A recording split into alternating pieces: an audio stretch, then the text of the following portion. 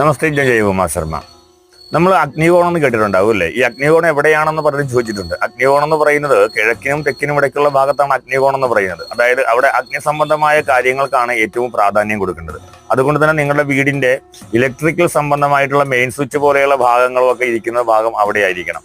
അഗ്നി സംബന്ധമായ വസ്തുക്കളെല്ലാം സൂക്ഷിക്കേണ്ടത് അവിടെയായിരിക്കണം. ഒരു കാരണവശാലും അവിടെ കൊണ്ട് പണം സൂക്ഷിക്കരുത്, ധാന്യം സൂക്ഷിക്കരുത്. അവിടെ അടുക്കള വരാം, ഇലക്ട്രിക്കൽ കാര്യങ്ങളൊക്കെ സൂക്ഷിക്കാം. അങ്ങനെയുള്ള ചൂട് ഏറുന്ന വസ്തുക്കളെല്ലാം തന്നെ വരാം. അവിടെ ജലം വരരുത്.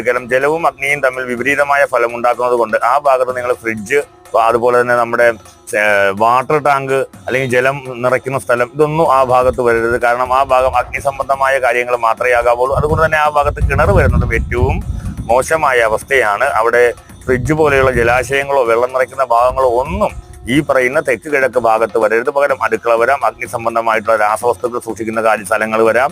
അതുപോലെ തന്നെ നമുക്ക്